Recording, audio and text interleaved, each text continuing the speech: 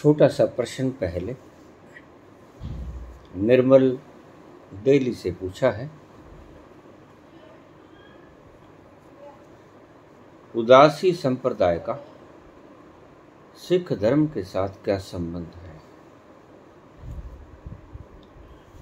सारा ही संबंध है, क्योंकि उदासी संप्रदाय के जो फाउंडर थे वो श्री गुरु नानक देव जी के पुत्र थे श्री चंद। श्री चंद जी ने इस संप्रदाय का आगाज किया।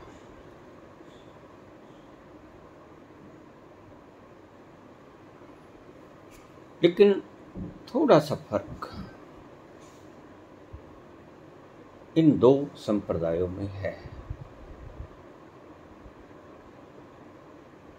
जैसे जैनियों में श्वेतांबर, दिगंबर,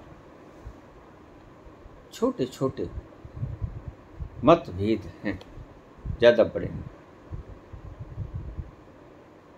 वो भी मानते हैं महावीर 24वें तीर्थंकर, सभी कुछ वैसा ही मानते हैं।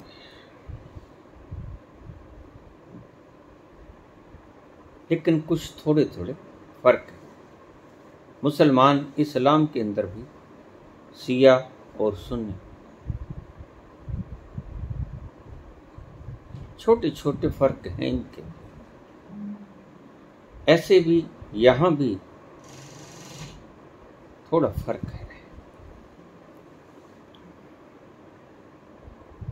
उदासी संप्रदाय गृहस्थी की बजाय संन्यास्त होने की बात कहता है। सिख धर्म गृहस्थ में रहकर परमात्मा का दर्शन या अनुभव पाने की बात कहता है। लेकिन उदासी संप्रदाय कहता है कि जब तक आप गृहस्थ की झंझट से पार न होगे तब तक आप मुक्त न हो सकोगे। बस यही छोटा सा कॉन्फ्लिक्ट है। वही उनकी धर्म किताब है, ग्रंथ साहब, गुरु ग्रंथ साहब। और कोई विशेष मान्यताओं का ज्यादा फर्क नहीं। वो अखाड़ों में रहते हैं, डेरों में रहते हैं, संन्यास्त जीवन जीते हैं, गृहस्थ जीवन नहीं जीते। जबकि सिख धर्म गृहस्थ जीवन जीता। बाबा नानक खुद गृहस्थ थे, 2 पुत्र थे उनके, आप सभी जानते।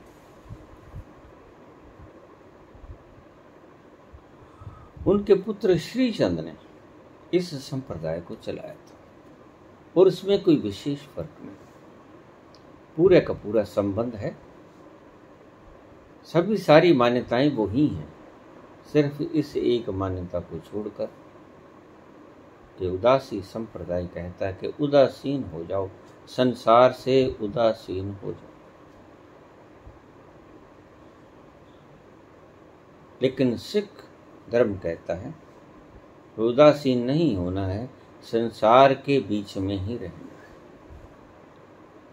इससे भी फर्क समझ सकते हो आप, अन्यथा कोई बड़ा फर्क नहीं। पिछले शब्द से आगे चलेंगे हम।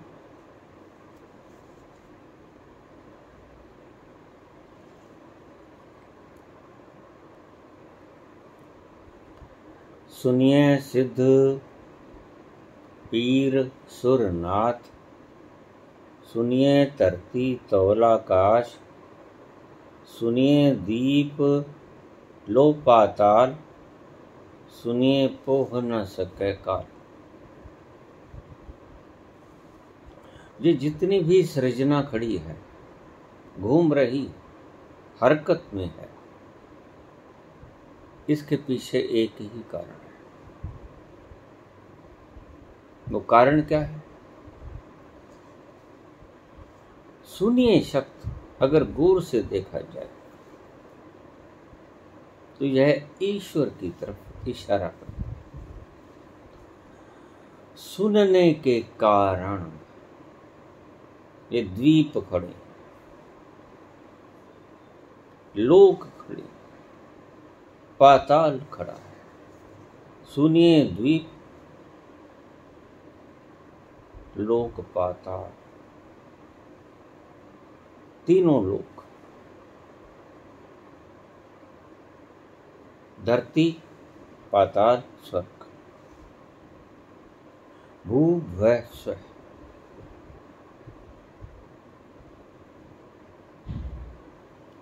सुनिए द्वीप, लोक, पाताल, सुनिए पोह न सके काल।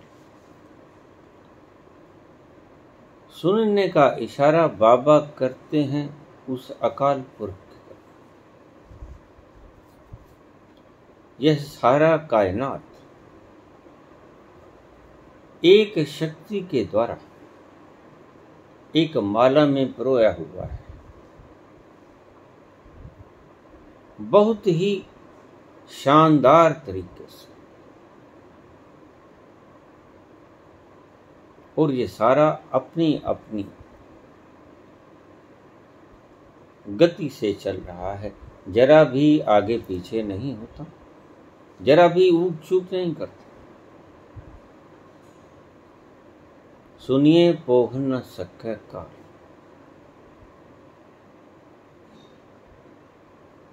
अगर आप वहां तक पहुंच गए जहां पर ये गुंजार हो रहा है, तो बाबा कहते हैं कि वहां पोह न सके काल। काल की पहुंच वहां तक नहीं है। इशारा परमात्मा की तरफ। आपके भीतर परमात्मा का निवास है, सभी के भीतर परमात्मा का निवास है। बाबा कहते हैं कि वह जहां विराजमान है, सुनिए पोह न सके काल। वह अखंड ध्वनि जहां से उत्पन्न हो रही है, वहां मृत्यु की छाया भी नहीं पड़ती। पोह न सके काल, काल की पहुंच से बाहर। वहां जो व्यक्ति पहुंच जाता है, अमर हो जाता है। काल की सीमा से बाहर हो जाता है। क्या अर्थ होगा इसका? पोह न सके काल, इसका अर्थ क्या होगा? क्या हम मरेंगे नहीं? क्या हमारी देह विखंडित नहीं होगी? होगी। जहां इशारा कर रहे हैं बाबा, उसका अर्थ तुम्हारा शरीर नहीं। जानते हैं कि तुम शरीर नहीं। शरीर को तो मौत आएगी, शरीर तो मरेगा, एक दिन मरेगा। लेकिन इशारा है उस तत्व की तरफ जिसको काल छूता भी नहीं। कृष्ण ने कहा, नैनम छिदन्ति शस्त्राण, नैनम दहति पावका, न चैनम क्लेदन्त्यापो, न शोषति मारुता। वहां पर काल की पहुंच, उसकी छाया भी नहीं पड़ती। मृत्यु वहां तक पहुंच नहीं सकती, बहुत दूर रह जाती है मृत्यु। उसकी परिधि जब शुरू होती है, वहीं तक काल नहीं पहुंच सकता। मृत्यु वहां तक नहीं होती।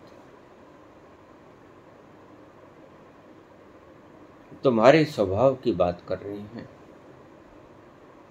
तुम्हारे स्वभाव तक मृत्यु नहीं पहुंच पाती। तुम्हारे स्वभाव का अर्थ तुम जो हो,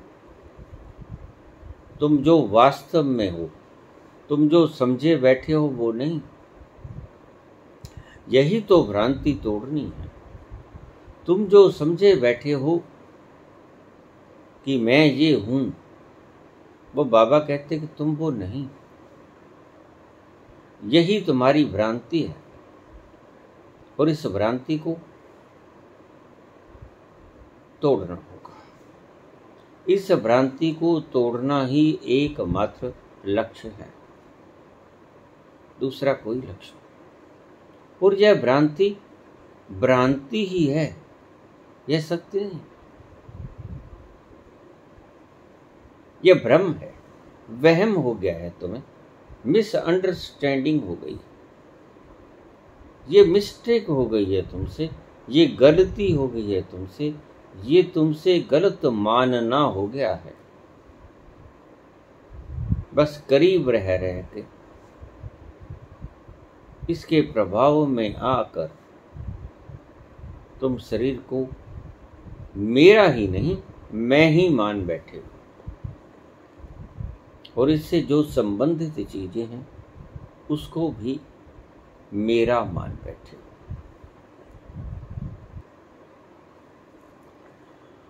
जैसे ही तुम अपने आप को शरीर मानते हो, वैसे ही शरीर के साथ संबंधित जीव या वस्तुएं तुम मेरी मान लेते हो। मेरा पुत्र, मेरी स्त्री, मेरे रिश्तेदार, मेरे भाई बहन, मेरी संपत्ति मेरा हो जाता है। होता है गलत फहमी के कारण। जिसके साथ संबंध जोड़कर तुम मेरा उत्पन्न करते हो, वह खुद ही तुम्हारा नहीं। शरीर के साथ तुम संबंध जोड़ के पुत्र, पुत्रादि, पुत्रियों को और संबंधित रिश्तेदारों को मेरा कहते हो, जबकि ये शरीर भी तुम्हारा नहीं है, बल्कि तुम तो शरीर को तुम्हारे की, मेरे की बजाय मैं कहने लग गए हो। मेरा भी तुमने त्याग दिया है। मेरा से तुम मैं के ऊपर आ गए। मैं शरीर हूं, मेरा शरीर है, ऐसी भी तुमने भ्रांति और प्रगाढ़ कर ली है। मेरा शरीर इतना ज्यादा कंडेंस हो गई है ये भ्रांति कि मेरे से बदलकर मैं में आ गई है। मैं शरीर हूं, सभी इंद्रियां मैं हूं, ये हाथ पांव मैं हूं, ये शब्द, ये वाणी मैं हूं, ये धड़कता हृदय मैं हूं, ये लेती हुई श्वास मैं हूं, सोया मैं, जागा मैं, किया मैंने, करता मैं। बस ये जो मैं, मेरा की भ्रांति से भी ज्यादा खतरनाक है। मेरा तो शायद किसी दिन टूट भी जाए, लेकिन जैसे तुमने मेरा से भ्रांति प्रगाढ़ कर कर मैं कर ली, जैसे कोई बर्तन हो, वो बर्तन तुम कहोगे मैं बर्तन नहीं हूं, तुम्हें साफ पता लगता है। क्यों? क्योंकि तुम देख पाते हो उस बर्तन को। कोई गिलास है, कोई गड़बी है, कोई कोली है, कोई चमची है, तुम उसको दूर से देख पाते हो और कहते हो यह बर्तन है। मेरा है, ये बात अलग है। लेकिन अगर तुम उसके साथ इतने ज्यादा संबंधित हो जाओ कि तुम कहने लगो ये गड़वी तो मैं हूं, ये गिलास तो मैं हूं, यह थाली कटोरी तो मैं हूं, तो भ्रांति और प्रगाढ़ हुई, मूढ़ता और प्रगाढ़ित हुई। ऐसा ही तुमने शरीर के साथ भी किया। शरीर को पहले तुमने माना मेरा, और फिर मेरा से ये भ्रांति बढ़ती गई, बढ़ती गई, बढ़ती गई, और तुमने मेरा से भ्रांति बढ़ते बढ़ते तुमने बना लिया मैं। मेरा शरीर इसके बजाय मैं शरीर, आई एम द बॉडी। भ्रांति और ज्यादा प्रगाढ़ हो गई, भ्रांति और ज्यादा मजबूत हो गई, क्योंकि तुम अपने शरीर को देख नहीं पाते। ये थाली, ये गड़वी, ये कोली, ये चमची, इसको तुम दूर से देख पाते हो, इसलिए तुम्हें भ्रांति नहीं होती। इसलिए तुम इसको मैं नहीं कह पाते, मेरा कह पाते हो। मेरी गड़वी, मेरी कोली, मेरा गिलास, मेरी थाली। लेकिन शरीर को तुम कभी अलग होके देख नहीं पाते।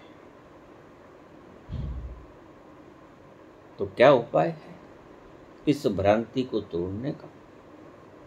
जैसे तुम्हें भ्रांति हो जाए कि ये थाली मैं हूं, तो उसका उपाय क्या है?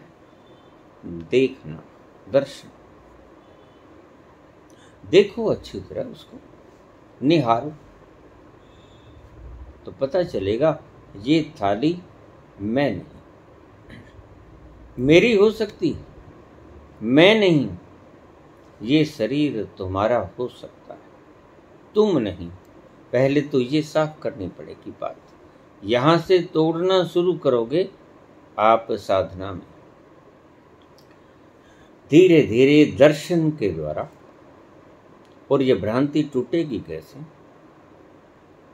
देखने से। मैंने पहले भी कहा, जैसे ही इससे दूरी बना लोगे, जैसे गड़बी से दूरी है,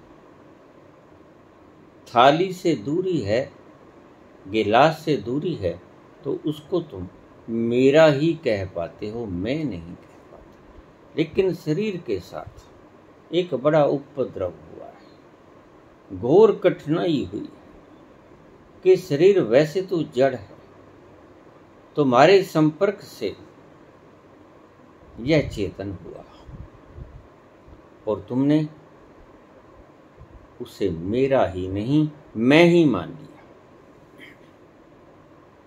इस भ्रांति को तोड़ो, और इस भ्रांति को तोड़ने का नाम साधना है। और ये सत्य की साधना है। तुम झूठ में जी रहे, तुम सत्य में नहीं जी रहे।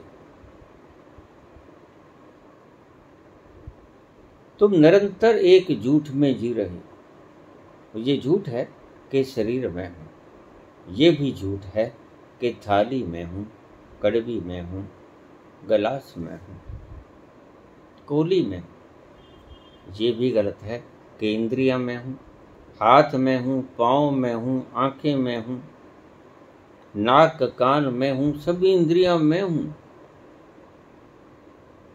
सभी इंद्रियां तुम्हारी है, शरीर तुम्हारा है। ये ठीक तुम्हें मिला है। कर्मी आवे कपड़ा। ये प्रभु ने तुम्हें रथ दिया है कि इसके ऊपर आरूढ़ होके अपने गंतव्य तक, लक्ष्य तक पहुंच जाओ। लेकिन तुम इसके ऊपर आरूढ़ होने के बजाय इससे तादात्म्य बना बैठे, इसके साथ तुम चिपकाहट कर बैठे। जैसे धीरे धीरे तुम चिपकाहट कर लेते हो अपने बच्चों के साथ। किसी भी चीज से आपकी चिपकाहट आपको भ्रम में डालती है। अपने बच्चों को पहले तुम मेरा बच्चा कहते हो, फिर उस मेरे को मैं में तब्दील कर देते हो। बस यही गड़बड़ होती है। ऐसे ही तुमने अपने शरीर के साथ किया। शरीर मेरा है, यहां तक तो ठीक है, तुम्हारा एक इंस्ट्रूमेंट है। और इंस्ट्रूमेंट जिस काम के लिए तुम्हें मिला है वो है सत्य के दर्शन, बड़ा कीमती। और इसकी कीमत क्यों है इतनी? क्योंकि दूर से इसको अलग देखा जा सकता है। यह एक मिरर का काम करेगा। दूर से इसे देखोगे तो तुम्हें अंग प्रत्यंग, तुम्हारे शरीर के सभी, दिल धड़कता नजर आएगा, फेफड़े श्वास लेते नजर आएंगे, सारे अंग प्रत्यंग काम करते आपको दिखेंगे। और जो चीज देख ली जाती है वो तुम नहीं। हृदय को धड़कते हुए तुम हर पल देख सकते हो। जब ये हार्ट बीट बढ़ती है तो तुम कहते हो कि हार्ट बीट बढ़ गई, दिल की धड़कन बढ़ गई। अगर तुम दिल की धड़कन ही होते तो ये कैसे जान पाते कि दिल की धड़कन बढ़ गई? नहीं जान पाते। अगर तुम श्वास लेने वाले फेफड़े होते तो कैसे जान पाते कि इन फेफड़ों को श्वास थोड़ा सा सख्ती से आ रहा है, मुश्किलात होती है जब इसे श्वास आता है? कैसे जान पाते? ये जान पाते हो क्योंकि तुम इसे देख पाते। देखने के कारण ही तुम इसे जान पाते हो। लोगों के कोरोना हुआ, अभी भी हो रहा है।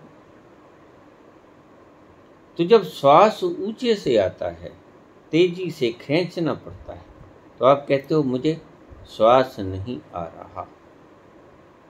मुझे शब्द प्रयोग करते हो क्योंकि तुम श्वास को मैं समझते हो।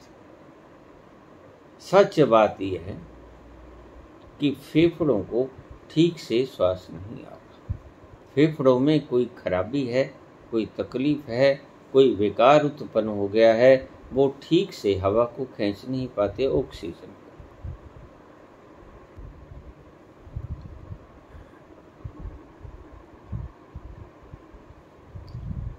शरीर की प्रत्येक क्रिया को करते हुए इसे दूर से अलग देखना होगा। धड़कते हुए हृदय को, श्वास लेते हुए फेफड़ों को, रक्त के संचार को। हाथ हिले तो तुम्हें पता चले कि हाथ हिला,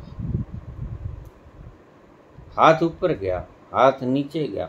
आंखों ने देखा तो आपको पता चले कि आंखें देख रही हैं।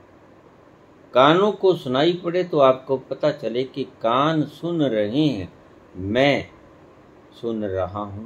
ऐसा नहीं, कान सुन रहे हैं, मुझे ये पता चल रहा है, मुझे इस बात का ज्ञान हो रहा है कि कान सुन रहे हैं, आंखें देख रही हैं, नाकों से श्वास आ रही है, दिमाग सोच रहा है, मन प्रश्न कर रहा है,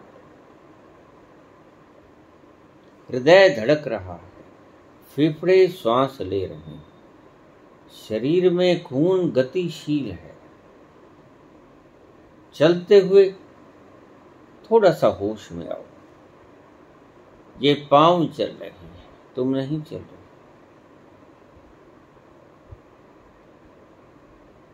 हाथ हिल रहे हैं चलते हुए,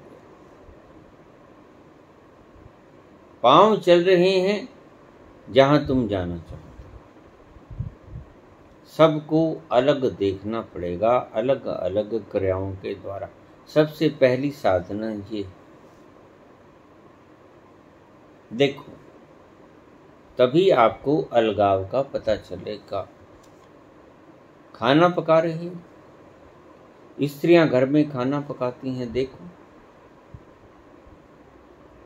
आटा गूंथा, उसकी पेड़ी बनाई, उसकी रोटी बनाई, वह उठाया हाथों ने तवे के ऊपर डाला, उल्टा पुल्टी की। ये सारी चीज अगर बाहोश की जाए, बीच में से होश गुम हो जाएगा बहुत बार। लेकिन घबराना नहीं, क्योंकि जो चीज 100 की 100 चीजें आप बेहोशी में करते थे, अगर 1-2 चीजें भी होश पूर्वक करनी शुरू कर दो तो शुरुआत तो यहीं से हो, तो फासला साफ पता चलेगा। रात को सोते हो, एकदम से तुम्हें पता नहीं चलेगा कि यह सोता हुआ जो देख रहा है शरीर को, मन को, ये मैं हूं। नहीं, पहले तो आपको स्पष्ट सुबह उठकर पता चलेगा। स्वप्न आया, मन के पर्दे पर स्वप्न दिखा, देखने वाला कौन था? सारी रात आराम की नींद आई, ये सारी रात देखने वाला कौन था कि इसे आराम की नींद आ रही? बहुत मस्त और बहुत गहरी नींद पे ये सोया पड़ा है, डूबा हुआ है निद्रा के खुमार में। लगातार सारी रात तुम निहारते रहते, एक क्षण के लिए भी तुम्हारा साक्षित्व नष्ट नहीं होता। तुम कभी भी साक्षित्व से डमाडोल नहीं होते, तुम्हारा स्वभाव भी ऐसा है, यानी तुम ही ऐसे हो, तुम खुद। ऐसे धीरे धीरे फर्क होने शुरू हो जाएंगे तुम्हारे और तुम्हारे शरीर के बीच में। पहले तुम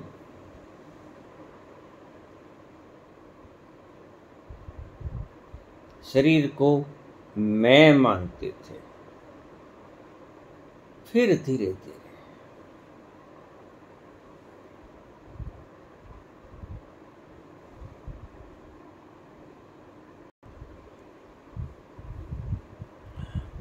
आप तो नजदीक से नजदीक तर आते गए। आप तो नजदीक से नजदीक तर आते गए। पहले दिल, फिर दिल रुबा, फिर दिल के मेहमा हो गए। पहले दिल, फिर दिल रुबा, फिर दिल के मेहमा हो गए। रफ्ता रफ्ता वो मेरी हस्ती का सामा हो गई। ऐसे ही ये शरीर तुम्हारी हस्ती का सामा हो गया। ये शरीर तुम ही हो गए। पहले दिल, फिर दिल रुबा, फिर दिल के मेहमा हो गए। ऐसे तुम्हारी नजदीकियां ऐसी बढ़ती गई। आप तो नजदीक से नजदीक तर आते गए। ऐसे फंसे तुम इस चक्कर में। ऐसे तुमने ये गलतियां पाली, ये गलत फहमियां तुमने ऐसे पाली। पहले दिल, फिर दिल रुबा, फिर दिल के मेहमा हो गए। अगर तुम्हारे शरीर को कोई आज धक्का दे देता है तो तुम ये नहीं कहोगे कि मेरे शरीर को धक्का क्यों दिया, तुम कहोगे मुझे धक्का क्यों दिया। ये गलतफहमी तुम्हारे दिल में बस गई, दिल के मेहमा हो गए। आप तो नजदीक से नजदीक तर आते गए। पहले दिल, फिर दिल रुबा, ये बढ़ती ही गई तुम्हारी नजदीकी।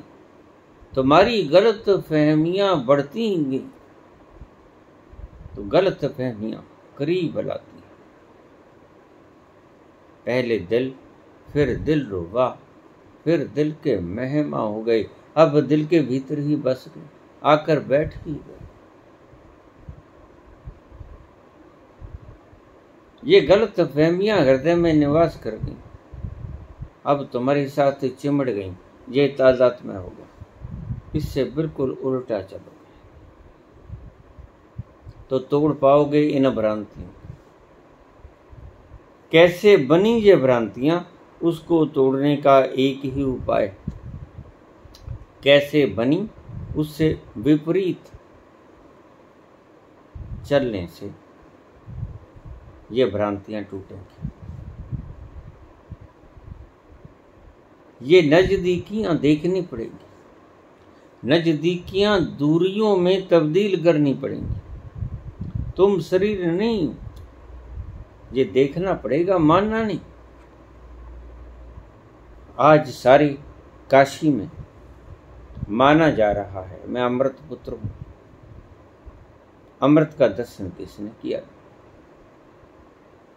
कोरी बकवास है ये। तुम अमृत पुत्र नहीं। अमृत पुत्र का सिर्फ घोषणा नहीं करनी होती है। अमृत पुत्र हूं उसके लिए अमृत का दर्शन करना आवश्यक है। तुमने सिर्फ मान्यताएं मानकर खुद को अमृत पुत्र मान लिया। रहते हो शरीर और बात करते हो कृष्ण की कि तुम शरीर हो नहीं, बात करते हो अष्टावक्र की कि मैं शुद्ध बुद्ध आत्मा हूं, चैतन्य हूं, मैं शरीर नहीं। लेकिन धारणा बनाने से, सिर्फ मात्र मान्यता बनाने से कुछ भी तो नहीं होता, भीतरी ट्रांसफॉर्मेशन नहीं होता आपकी मान्यताओं से। खोपड़ी में जानकारियों की तरह ये बातें रह जाती हैं, तुम्हारे हृदय में परिवर्तित होके तुम्हें ट्रांसफॉर्मेशन नहीं देती, तुम्हें बदलाव नहीं करती। तो इन नजदीकियों को दूरियों में कैसे कन्वर्ट करना होगा? जैसे आप नजदीक आए, दूरियों से नजदीक आए, वैसे ही नजदीक से दूरी में तब्दील करना होगा। इसी का नाम है अध्यात्म की साधना। देखिए, ये बोल रहा मनुष्य कौन? ये गले में से आवाज किसके निकल रही? इसे मैं देख रहा हूं, ये आवाज मैं देख भी रहा हूं, मैं सुन भी रहा हूं। भीतर से मैं साक्षी हूं कि बोल रहा है कोई बोल रहा है, इसका मैं बराबर साक्षी हूं। ऐसे आपको दूरी उत्पन्न करनी होगी। और जब आप साक्षी हो जाते हो, ध्यान रखना, उस वक्त तुम साक्षी जिसके हो उससे लगाव टूट जाता है, तादात्म्य टूट जाता है। उसमें मेरापन तो रहता है, मैंपन नहीं रहता। तुम ये तो कहते हो कि मेरा शरीर, परंतु ये नहीं कहते कि मैं शरीर। यही धारणा टूटनी चाहिए। यही भ्रांति है, यही गलती है। और ये गलती कोई फसाना नहीं, कोई आसमान की चीज नहीं है। ये सत्य में तुम भुलेखा खाए हो, सत्य में तुम्हें भ्रांति हो गई है, सत्य में तुम भ्रमित हो गए हो, सत्य में तुम तादात्म्य में जुड़ लिया। जो शरीर तुम आज मैं मानते हो, बहुत से लोग जिनको बीमारी गैंग्रीन की हो जाती है, डॉक्टर कहता है ये अंग काटना पड़ेगा। तुम्हें बेहोश करता है, एनेस्थीसिया देता है, वो अंग काट देता है। पूरी की पूरी बाह कट गई, पूरी की पूरी टांग कट गई, लात कट गई। लेकिन तुम देखोगे, उस व्यक्ति से पूछो जिसकी टांग कटी कि तुम्हारी टांग कटने से तुम्हारे होने में कोई फर्क आया? वह कहेगा किंचित मात्र भी नहीं। पिछले दिनों हमारी मित्र मंडली में एक घटना घट गई। चारे की काटने वाली मशीन जो पशुओं का चारा काटती है, किसी व्यक्ति का हाथ लग गया। मैंने उससे पूछा कि तुम्हारा हाथ कट जाने, सारा हाथ कट गया, तुम्हारा हाथ कट जाने से तुम्हारे होने में कोई फर्क पड़ा? वो कहता नहीं जी, बिल्कुल है, मैं जितना पहले था उतना ही अब भी हूं, जरा भी मैं घटा नहीं, जरा भी कम नहीं। टांग अलग कर देता है, हाथ अलग कर देता है डॉक्टर सर्जरी के द्वारा, लेकिन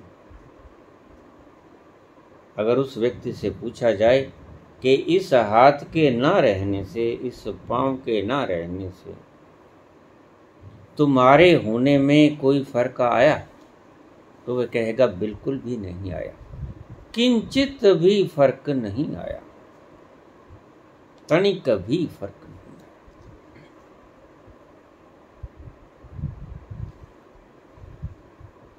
इससे गहरे में जाओगे तो पता चलेगा कि तुम ये टांग, ये बाँह जो काट दी गई वो तुम थे नहीं। अगर होते तो कमी महसूस होती, तुम्हारे होने में कमी महसूस होती। अब तुम्हारे कृत्यों में तो कमी होगी, चल नहीं सकोगे, उतना काम नहीं कर सकोगे जितना पहले कर सकते थे, 2 हाथों और 2 पाँवों के होते हुए। लेकिन तुम्हारे होने में किसी तरह की कमी आने को नहीं। इसी तरह शरीर का एक एक पुर्जा मिलके बना है और तुम्हें मैं होने की भ्रांति दे रहा है।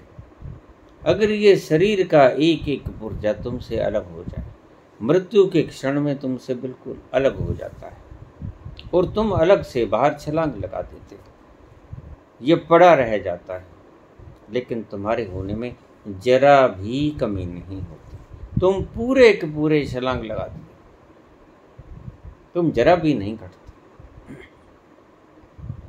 यही कह रहे हैं बाबा नानक। सुनिए, पोह न सकै काल। इसको सुनने से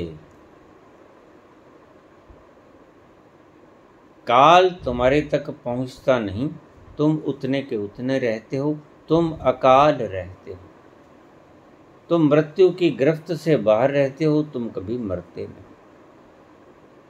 अगर तुमने इस स्थिति तक पहुंच बना, जहां तुम्हारा अपना आवास है, जहां तुम्हारा अपना मुकाम है, जहां तुम खुद बैठे हो, तो तुम कभी नहीं मरोगे। बाहर से अमर होने की चेष्टा मत करो। बाहर से अमर होना तो ऐसा है जैसे तुमने एक मकान बना लिया और फिर कामना करो कि ये कभी गिरे ही नहीं। गिरेगा, एक दिन गिरेगा। आयु लंबी हो सकती है, अवधि लंबी हो सकती है। हो सकता है 100 साल में गिर जाए, हो सकता है 1000 साल में गिर जाए। कुछ बिल्डिंगें, इमारतें बहुत पुरानी खड़ी हैं, हजारों साल पुरानी खड़ी हैं, वो गिरी नहीं। लेकिन इसका अर्थ ये नहीं कि वो गिरेंगे नहीं। गिरेंगे, अवश्य गिरेंगे। क्यों? क्योंकि गिरना उसका स्वभाव। ऐसे ही गिरना शरीर का स्वभाव। प्रत्येक घड़ी हमारा शरीर बूढ़ा हो रहा है। पुराना रथ, किसी भी चीज को देखिए, कोई भी चीज आप लेके आते हैं, 10 साल के बाद पुरानी हो जाती है, घस जाती है। सुनिए, पोह न सकै काल। जब तुम उस तल पर पहुंच जाते हो जहां पर वो आवाज आपको सुनाई पड़ती है, नाद सुनाई पड़ता है, तो बाबा कहते कि उस स्थान पर पोह न सकै काल। काल की पहुंच वहां तक बनती नहीं, काल वहां तक पहुंचता नहीं और तुम वहीं विराजमान। तुम स्वयं, तुम खुद, तुम्हारा होना वहीं पर विद्यमान है, विराजमान हो तुम वहीं। जिसे भगवान कृष्ण कहते हैं कि स्थिति प्रज्ञ हो जाए अर्जुन, उस प्रज्ञा में स्थित हो जाओ जिस प्रज्ञा में पोह न सकै काल। वहां पर काल की पहुंच नहीं होती, वहीं जाके ठहर जाओ।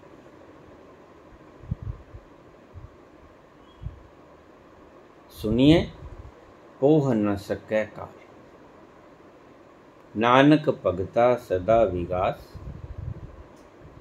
सुनिए, दुख पाप का नाश। नानक कहते हैं कि भक्तों के मन में, भगत का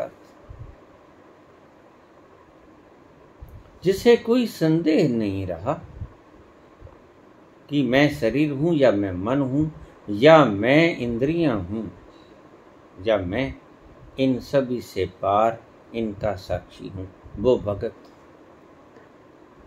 भक्त कौन? जिसका भ्रम टूट गया, वो भक्त, जिसमें श्रद्धा का जन्म हुआ। श्रद्धा थोपी नहीं, तुम श्रद्धा को थोपते हो कुछ मापदंडों के कारण, और जैसे ही वो मापदंड टूटते हैं तो तुम्हारी श्रद्धा भी विखंडित हो जाती है। एक पुर्जा कहीं गिरता है, दूसरा पुर्जा कहीं गिरता है। तुम्हारी श्रद्धा विखंडित ही तो होती है कि तुम्हारी श्रद्धा सही श्रद्धा होती ही नहीं। सही श्रद्धा कभी विखंडित नहीं होती। अगर तुमने ताजमहल देख लिया तो ताजमहल है, यह श्रद्धा तुम्हारी कभी विखंडित नहीं होती। कोई कितनी ही चेष्टा क्यों ना कर ले, क्योंकि तुम देख आए जाकर, अपनी नगन आंखों से निहार आए जाकर। तो भक्त को, जिसने अपनी उन नगन आंखों से उस तत्व को देख लिया, वो भक्त। जिसने सोए पड़े इस शरीर को देख लिया, वो भक्त। जिसने कर्म करते हुए इस शरीर को देख लिया, वो भक्त। जिसने धड़कते हुए हृदय को, श्वास लेते फेफड़ों को और अंग प्रत्यंग को सारे वर्क करते हुए, कार्यान्वित होते हुए देख लिया, वो भक्त। स्पष्ट स्पष्ट देख लिया और मन में किसी तरह का कोई संदेह बाकी ना रहा, वो भक्त। जिसके मन में अभी संदेह बाकी है, वो भक्त नहीं। भक्त के मन में कभी कोई संदेह बाकी रहता ही नहीं। उसे तोड़ोगे कैसे? संदेह होगा तो टूटेगा, और संदेह टूटेगा तो श्रद्धा टूटेगी, और श्रद्धा टूटेगी तो पता चलेगा कि श्रद्धा नकली थी, बनावटी थी।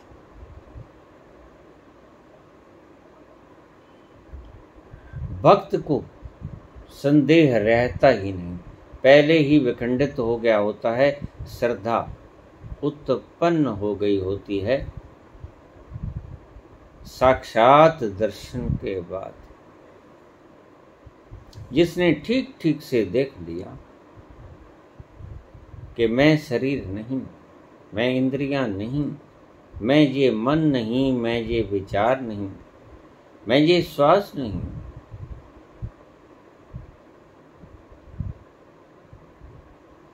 एक साधना, विपश्यना साधना बुद्ध ने शुरू कराई थी, लोग उस पर अड़े बैठे। विपश्यना साधना का मूल तत्व कुछ और था। श्वास गई, श्वास आई। लोग देखते हैं श्वास गई, श्वास आई, उस पर ध्यान अटक जाता है, लीन हो जाते हैं उसमें, लेकिन जो मूल सूत्र था वो भूल गए। श्वास गई, श्वास आई, लेकिन देखने वाला बचा। श्वास गई तो भी उसने देखा, श्वास आई तो भी उसने देखा। वह दृष्टा ही बना रहा। श्वास आई या गई, उसे कोई फर्क नहीं पड़ा, लेकिन तुम उसी के ऊपर अटक गए। तुमने ये नहीं देखा कि मैं देखने वाला हूं। श्वास आती है और श्वास जाती है, लेकिन मैं श्वास नहीं। श्वास आ रही है ये मुझे पता चला, श्वास जा रही है ये मुझे पता चला, लेकिन मैं श्वास नहीं हूं। जैसे आपने सोए हुए शरीर को देख लिया, जैसे आपने सुबह के स्वप्न को देख लिया, और आपने ये विचार करके देखा कि स्वप्न जब आ रहा था तब मैं उसे देख रहा था, कोई तो था देखने वाला। तभी तो उसका पता चला कि मेरी ब्रेन की स्क्रीन पर यह क्या खेल खेला जा रहा है। वो देखने वाला था कौन? बस ये कौन देखने वाला है, इसी को तुम चूक जाते हो विपश्यना। यही चीज समझाने का मंतव्य था बुद्ध का। श्वास गई, श्वास आई, तुम सिर्फ यही देखने में तल्लीन रहते हो, भीतर पलट के नहीं जाते, केंद्रित खुद पे नहीं होते कि मैं देखने वाला भी हूं। श्वास गई, श्वास आई, लेकिन मैं नहीं बदला। श्वास बदली, कभी भीतर गई, कभी बाहर गई, मैं वही का वही। तो श्वास के आने जाने से छलांग लेनी थी खुद के साक्षी में, वो आप ले नहीं सकते। मूल मंतव्य, मूल रहस्य खो गया। क्रिया तो आपने अपना ली, आज भी हजारों लाखों लोग इस विपश्यना को कर रहे हैं, लेकिन छलांग नहीं लग पा रही।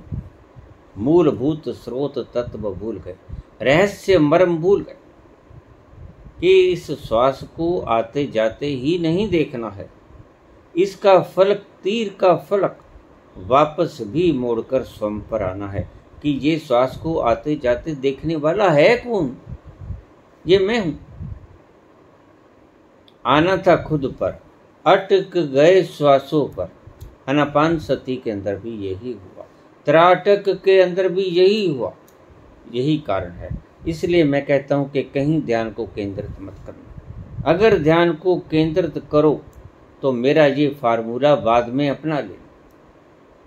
ध्यान को केंद्रित करो, बिला शक केंद्रित करो, कोई बात।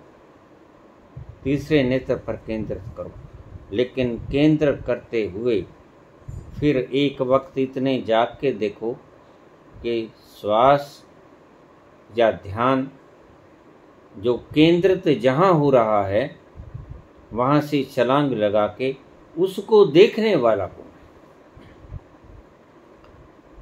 यह एनर्जी कॉन्सेंट्रेट हुई तीसरे नेत्र पर, देखी किसने? देखने वाले तुम। अगर तुम इस सूत्र को चूक गए तो तुम्हें त्रिकुटी पर ध्यान केंद्रित करने का कोई फायदा नहीं, कुछ नहीं होगा, बुनियादी तब्दीली होने वाली नहीं। ध्यान केंद्रित हुआ, सारी एनर्जी तुमने झोंक दी एक बिंदु पर, लेकिन सारी एनर्जी झोंक दी एक बिंदु पर, उसे देखने वाला कौन, ये नहीं तुम्हें पता चला। और ये चूके तो सब कुछ चूके। तो त्राट के इस सूत्र को, पीछे के रहस्य को, छलांग लगाने के रहस्य को तुम चूक गए, मर्म को चूक गए।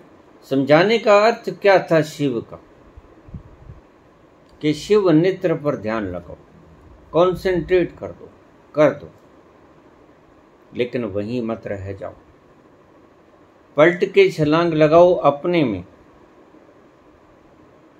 कि ये ध्यान केंद्रित हुआ, ये देखने वाला था कौन। यही मुश्किलात है। बरसों से लोग ध्यान कर रहे हैं त्राटक, लेकिन पलट कर अपने ऊपर छलांग नहीं ले पाते कि ये देखने वाला कौन, कि ध्यान एकत्रित हुआ एक स्थान पर। यह देखने वाला कौन, श्वास आया गया, श्वास आया गया, श्वास आया गया, ये देखने वाला कौन, किसको पता चला? पलट के तुमने छलांग नहीं लगाई स्वयं तत्व में, अपने आप के भीतर तुम कूदे नहीं। ऐसे ही अनापान सती में भी तुम कूदते नहीं अपने आप के भीतर, और जिस दिन तुम अपने आप के भीतर कूद जाओगे फिर तुम्हें काल न सता पाएगा। सुनिए, पोह न सकै काल। सुनने से काल की परिधि से तुम बाहर हो जाओगे। और सुनता कौन है? तुम्हारे भीतर वो तत्व सुनता है। कानों के द्वारा तो सुना जाता है, आंखों के द्वारा तो देखा जाता है। आंखें देखती नहीं है, ये समझना। बड़ा मामूली फर्क है, बड़ा गहरा बारीक फर्क है। तुम कहते हो आंखें देखती हैं, मैं कहता हूं आंखों के द्वारा तुम देखते हो। फर्क इतना मामूली होने के कारण आपकी पकड़ में नहीं आता। तुम कहते हो कान सुनते हैं, मैं कहता हूं तुम सुनते हो कानों के द्वारा। तुम कहते हो तुम सोचते हो, मैं कहता हूं नहीं, तुम सोचते हो दिमाग के द्वारा। तुम कहते हो मन भटकता है, मैं कहता हूं नहीं, मन भटकता नहीं, तुम भटकाते हो मन को शक्ति देकर। मन तुम्हारा गुलाम। इसलिए मैं कहता हूं अगर तुम्हारा मन तुम्हारी आज्ञा से बाहर हो रहा है तो उसे शक्ति देना बंद कर दो, बंद हो जाएगा। मन नहीं भटकेगा। मुर्दे का मन कहाँ होता है, कहाँ भटकता है? मुर्दे के कान कहाँ सुनते हैं? मुर्दे की आंखें कहाँ देखती हैं? मुर्दे के फेफड़े कहाँ श्वास लेते हैं? मुर्दे का हृदय कब धड़कता है? मुर्दे का शरीर कब गतिमान होता है? एक अंगुली का हिस्सा भी तो नहीं हिलता। क्यों? क्योंकि उसने सारे अंगों से अपनी दी हुई शक्ति जो विस्तीर्ण की थी वो वापस बुला ली। कॉल बैक, कछुए की तरह सारी शक्ति को सिकोड़ लिया एक जगह। तो विपश्यना का अपना मर्म था।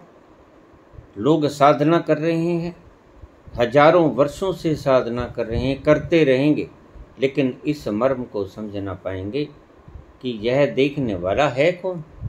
श्वास गई, श्वास आई, यह क्रिया तो हुई, बिल्कुल हुई, लेकिन श्वास गई, श्वास आई, ये देखी किसने? जिस दिन तुम उस देखने वाले को पहचान गए उस दिन तुम पार लग गए, उस दिन तुम्हारी गति हो गई, उस दिन तुम काल की समय सीमा से बाहर हो गए। सुनिए, पोह न सके काल। उस दिन तुम काल की परिधि से परे हो गए। अन्यथा तुम सोचते रहोगे, तुम कहोगे मैं बहुत परेशान, आज मुझे सोच ही सोच आती है, आज मैं बर्डन से भरा पड़ा हूं, आज मैं डिप्रेशन में हूं। ये शरीर तुम मैं बनकर रह गए हो, ये शरीर तुम्हारा नहीं रहा है, तुम शरीर को मैं कहने लग गए हो। इस डिफरेंस को देखना पड़ेगा, इस गैप को भरना होगा। जैसे नजदीक आए, आप तो नजदीक से नजदीक तर आते गए भ्रम के कारण। मैं शरीर हूँ, मैं शरीर हूँ, मैं मन हूँ, मैं इंद्रियां हूँ, मैं कान हूँ, मैं नाक हूँ, मैं आँख हूँ। आप तो नजदीक से नजदीक तर आते गए। पहले दिल, फिर दिल रुबा, फिर दिल के मेहमा हो गए।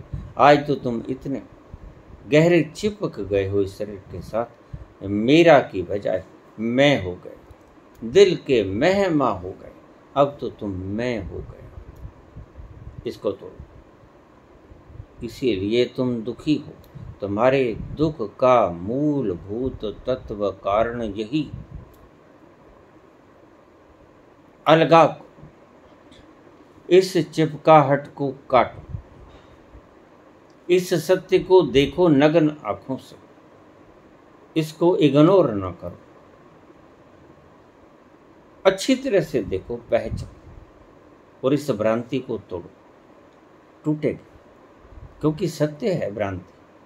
ये भ्रांति है, ये कल्पना है, टूट जाएगी, दर्शन मात्र से टूट जाएगी। तुमने लाख भ्रांतियां बना ली हूं ताजमहल के बारे में, लेकिन जैसे ही तुम उसको देखोगे सारी भ्रांतियां खंड खंड होकर ताश के पत्तों की तरह गिर जाएंगी। तुमने लाख ये मान लिया हो कि मैं शरीर हूं, जैसे ही तुम बिल्कुल सीधे साक्षित्व भाव में प्रवेश करके उसकी होती हुई क्रियाओं को साफ साफ निहार लोगे, तुम्हारी सभी भ्रांतियां ताश के घर के समान गिर जाएंगी, ढह ढेरी हो जाएंगी। यही करना है। और फिर काल तुम्हें पोह नहीं सकेगा, क्योंकि तुम ऐसे तत्व हो, अकाल पुरख हो। तुम अकाल पुरख हो। सुनिए, पोह न सके काल, नानक भगता सदा विगास। सुनिए, दुख पाप का नाश। ये पाप क्या है? अपने आप को शरीर मानना पाप है। तुम्हारे पांव के नीचे कीड़ी आ जाती है, तुम कहते हो पाप हो गया। वो तो पाप है ही, लेकिन असली पाप क्या है कि मैं शरीर हूं। ये बड़ा पाप है। मैं इंद्रियां हूं, ये बड़ा पाप है।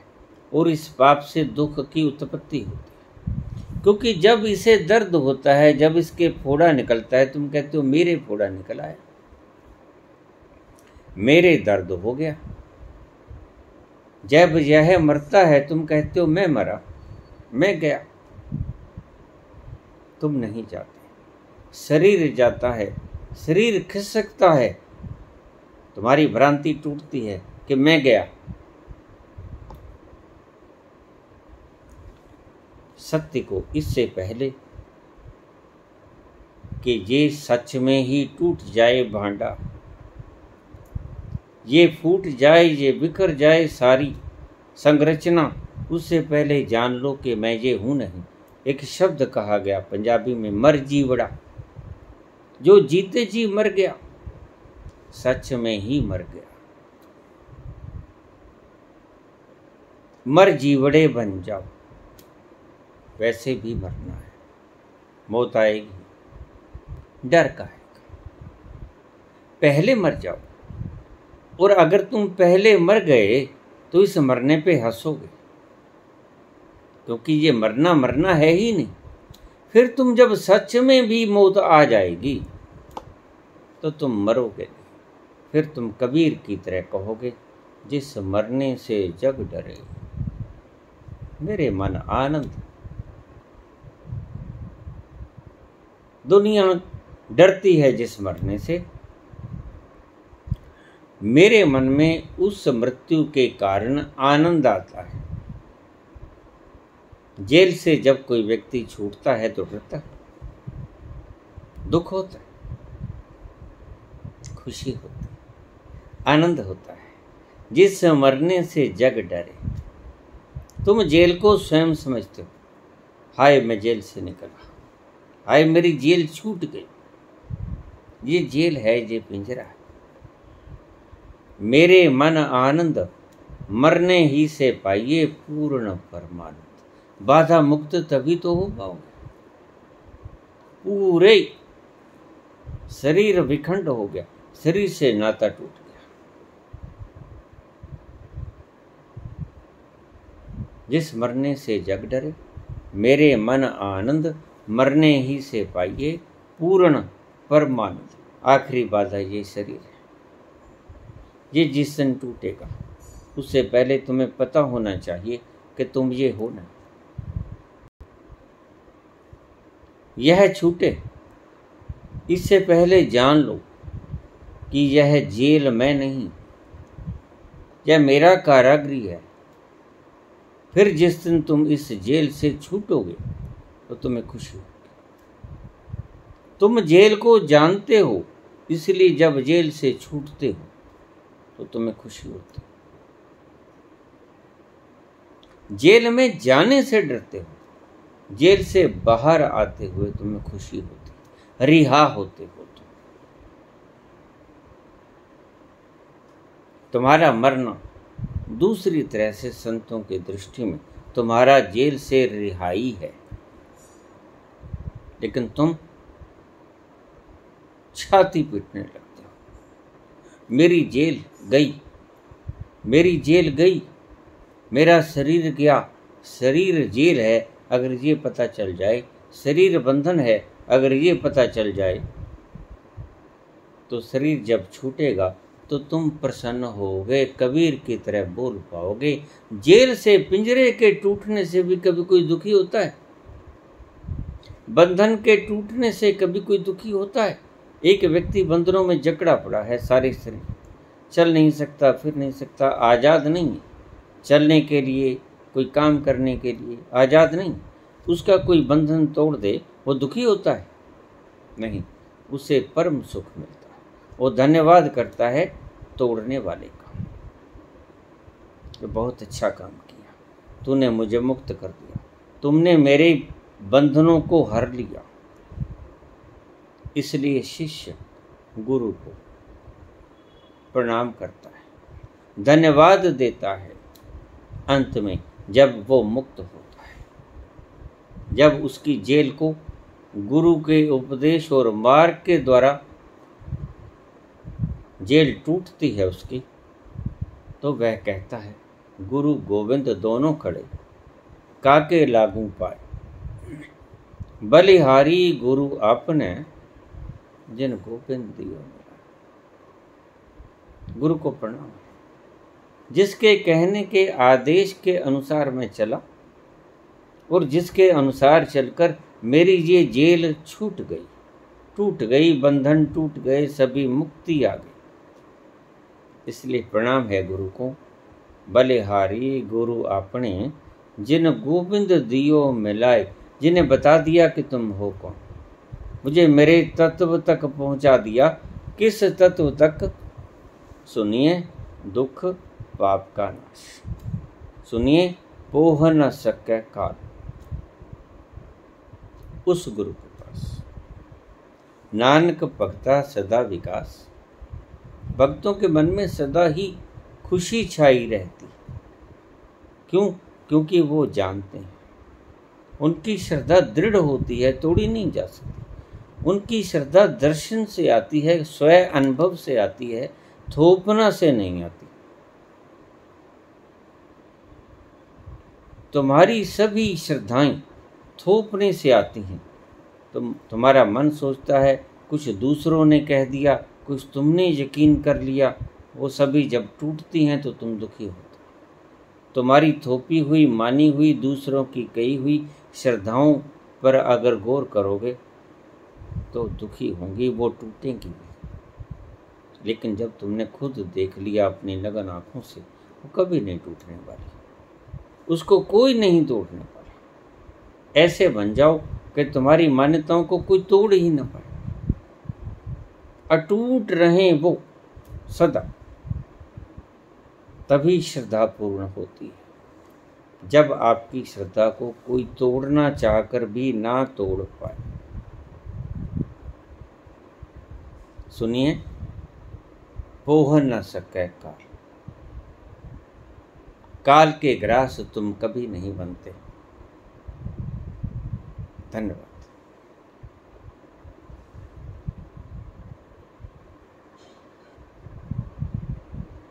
बच्चों के लिए सवाल, कंप्यूटर का आविष्कार किसने किया? जनक कौन कंप्यूटर का? मैकेनिकल कंप्यूटर का आविष्कार किसने किया? चार्ल्स बेबेज को जनक माना जाता है मैकेनिकल कंप्यूटर को। चार्ल्स बेबेज इसको जनक का, आविष्कारक माना जाता है कंप्यूटर का। यह इंग्लिश गणितज्ञ था, इसको मैकेनिकल कंप्यूटर का आविष्कार का जनक माना जाता है चार्ल्स बेबेज। धन्यवाद।